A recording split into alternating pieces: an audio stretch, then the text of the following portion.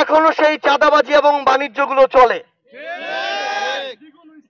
আমরা আমাদের জায়গা থেকে দেখতে পেলাম যে যারা বিগত সময়গুলোতে হয়তো কেউ বছর ধরে, হয়তো কেউ যুগ ধরে অভুক্ত ছিল, তারা এখন অনেকটা দুর্ভিক্ষের মতো বুভুক্ষ হয়ে উঠেছে।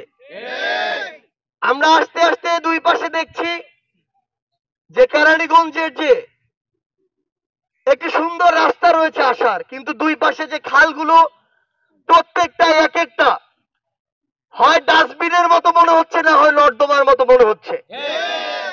অথচ এই খালগুলো যদি সুন্দরভাবে খনন করা যেত, তাহলে হয়তো এই কেরানীগঞ্জ একটি পর্যটন স্পট হয়ে উঠতে পারত।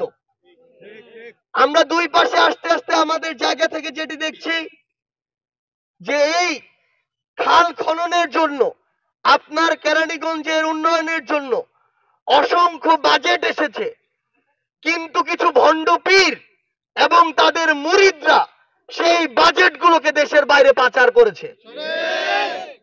এখন সেই ভণ্ড পীরেরা যখন তাদের অপকর্মের দায়ে জেলখানায় রয়েছে, সেখান থেকে তারা আবার সবাইকে প্রস্তুত থাকার জন্য বলছে।